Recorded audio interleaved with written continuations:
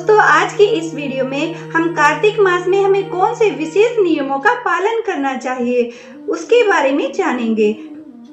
दोस्तों जैसे कि आप जानते हैं और कार्तिक महीने को दामोदर मास भी कहा जाता है। भगवान श्री विष्णु का अत्यंत प्रिय महीना ये होता है।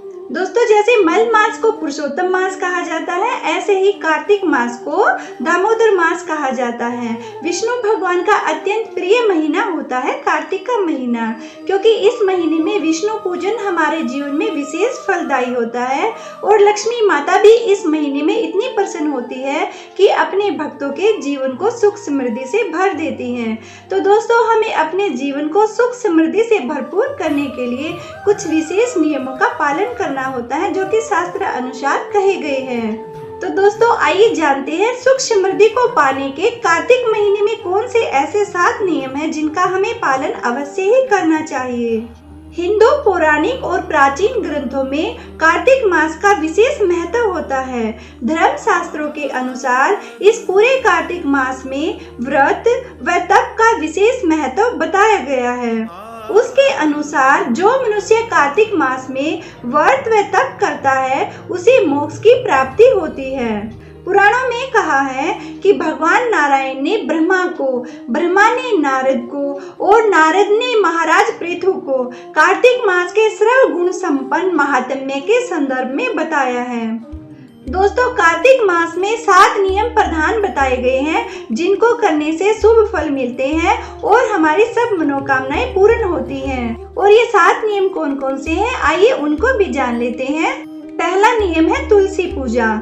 इस महीने में तुलसी पूजन करने और सेवन करने का विशेष महत्व बताया गया है। वैसे तो हर मास में तुलसी का सेवन व आराधना विशेष बताई गई है, लेकिन कार्तिक मास में अगर हम तुलसी का पूजन करते हैं तो उसका विशेष महत्व होता है। इसका जो फल होता है वो अनंत गुना बढ़ जाता है। कार्तिक महीने में किया गया तुलसी पूजन विशेष महत्व वाला होता है क्योंकि इसका फल कई गुना बढ़ जाता है। दोस्तों कार्तिक मास में भूमि पर शयन करना भी विशेष फलदायी कहा गया है। शास्त्र अनुसार ये कहा गया है कि अगर हम भूमि पर शयन करते हैं कार्तिक के महीने में तो हमारे शरीर में, हमारे मन में, हमारी आत्मा में सात्विकता का वास होता है। तो दोस्तों अपनी सात्विकता को बढ़ाने के लिए, अपने सत्य को जगाने के लिए हमें भूमि पर शयन अवश्य करना चाहिए। कार्तिक मास में ये विशेष फलदायी होता है। और तीसरा नियम है जिसका हमें पालन करना चाहिए वो है तेल लगाना वर्जित होता है। कार्तिक के महीने में हमें तेल नहीं लगाना चाहिए। केवल एक बार सिर्फ नरक चतुर्दशी, जिसे हम कार्तिक कृष्ण चतुर्दशी भी कहते हैं, उस दिन ही हमें शरीर पर तेल लगाना चाहिए।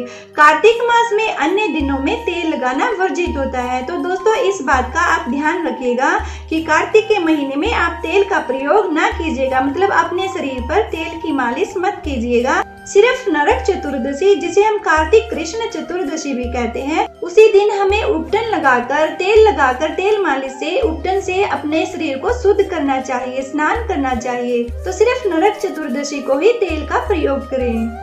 दोस्तों कार्तिक महीने में हमें दिन में शयन भी नहीं करना चाहिए, क्योंकि कहा भी गया है कि दिन में सोने पर हमारी आयु और कीर्ति नष्ट हो जाती है। तो दोस्तों दिन में शयन करना भी वर्जित होता है। तो दोस्तों कार्तिक महीने में जहाँ तक हो सके आप लोग दिन में शयन मत कीजिएगा।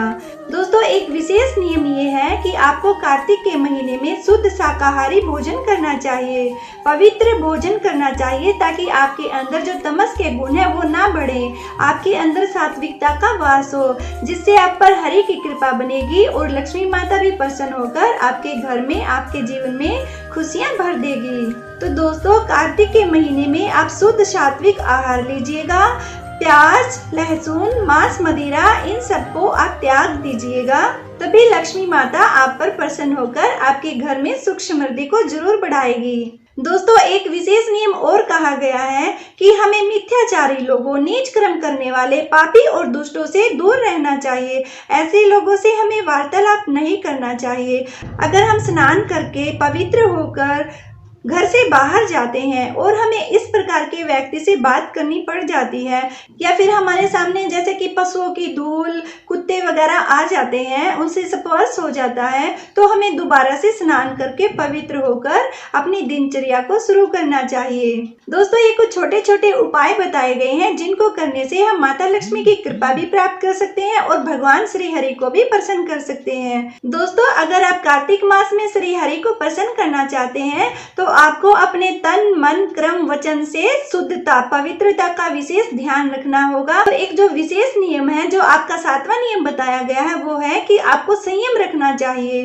कार्तिक मास का व्रत करने वालों को चाहिए कि वह तपस्वियों के समान व्यवहार करे, अर्थात कम बोले, किसी की निंदा ना करे, किसी से झगड़ा ना करे और अपने मन पर कंट्रोल रखे, संयम रखे। तो दोस्तों, ये विशेष नियम बताए गए हैं जिनका पालन करके आप कार्तिक मास में श्री कृष्ण भगवान को प्रसन्न कर सकते हैं, श्री विष्णु भगवान की कृपा पा सकते हैं और साथ ही लक्ष्मी माता की भी अपार कृपा आप पा सकते हैं। आपके जीवन की दुख दरिद्रता का नाश होगा और आपके जीवन में खुशियों का आगमन होगा।